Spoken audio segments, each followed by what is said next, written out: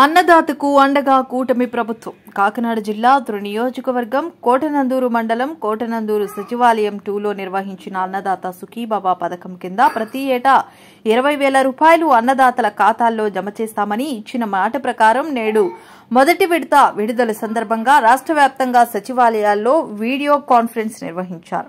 ఈ సందర్భంగా కోటనందూరు యువనేత వెలగా వెంకటకృష్ణారావు మాట్లాడుతూ ఇచ్చిన మాట ప్రకారం కూటమి ప్రభుత్వం రైతన్నల ఖాతాల్లో మొదటి విడతగా కేంద్ర ప్రభుత్వ వాటా 2,000 రూపాయలకు గాను రాష్ట్ర ప్రభుత్వ వాటా 5,000 రూపాయలు మొత్తం 7,000 రూపాయలు రైతన్న ఖాతాలో జమ అవుతాయని, రైతు సంక్షేమమే ధ్యేయంగా ప్రభుత్వం పనిచేస్తుందని, అన్ని వర్గాల వారిని సమన్యాయంతో చూస్తుందని, అభివృద్ధి సంక్షేమం రెండు కళ్లుగా కూటమి ప్రభుత్వం పనిచేస్తుందని అన్నారు. ఈ కార్యక్రమంలో రైతన్నలు, టీడీపీ నాయకులు, కార్యకర్తలు, అభిమానులు తదితరులు పాల్గొన్నారు.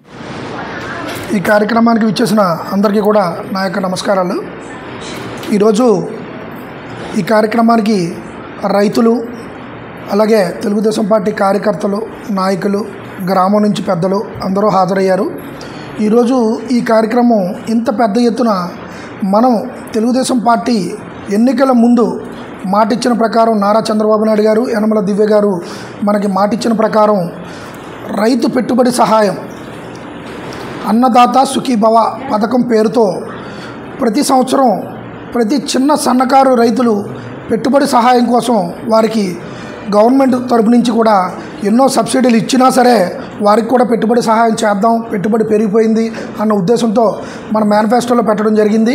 ప్రతి సంవత్సరం 10 సెంట్ల కంటే ఎక్కువ ఉన్న రైతుకి 20,000 రూపాయలు పెట్టుబడి సహాయం, ఎన్ని ఎకరాలు ఉన్నా వారికి 20,000 రూపాయలు పెట్టుబడి సహాయం సంవత్సరం మొత్తం మీద అందిస్తామని చెప్పి మాట ఇవ్వడం జరిగింది. ఆ ప్రకారంగానే సూపర్ 6లో భాగంగా ఈరోజు ఒక పథకం ప్రారంభించడం జరిగింది నారా చంద్రబాబు నాయుడు గారి చేతుల మీదుగా. ఈరోజు తొలి విడతగా 7,000 రూపాయలు, అందులో 20,000 రూపాయల్లో 3 విడతల కింద భాగించి 7,000, 7,000, 6,000 అలా 3 విడతలుగా వీరికి పెట్టుబడి సహాయం అందించడానికి నిర్ణయించడం జరిగింది ప్రభుత్వం, మన కూటమి ప్రభుత్వం.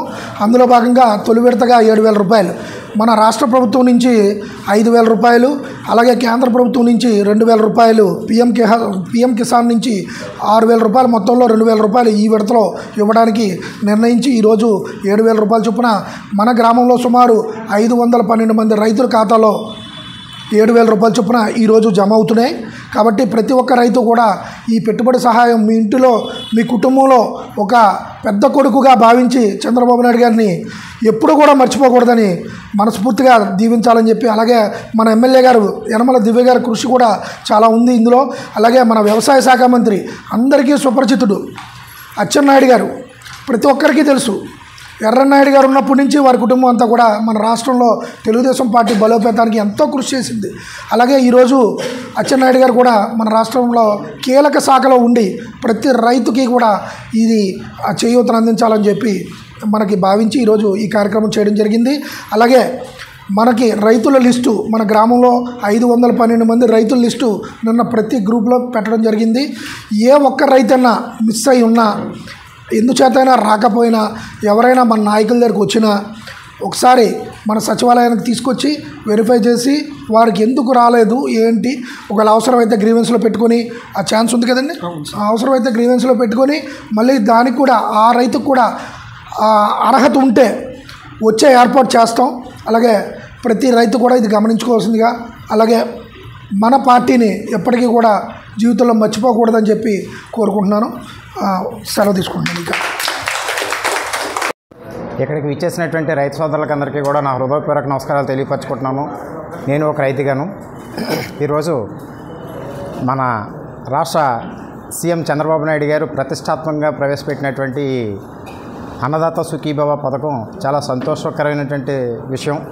ఇక్కడ ఉన్నటువంటి రైతులందరూ కూడా ఈ యొక్క డబ్బుల్ని సద్వినియోగపరచుకొని ఈ యొక్క వ్యవసాయాన్ని కూడా మంచి పురోగతి రూపంలో తీసుకురావాలని చెప్పేసి ఈ రైతులందరి తరపున కోరుకుంటూ సెలవు తీసుకుంటున్నాం. రైతు సోదరులకి శుభాకాంక్షలండి. మన కొత్త గవర్నమెంట్లో చంద్రబాబు నాయుడు గారు ఇచ్చిన సూపర్ 6 పథకాల్లో ఒకటైన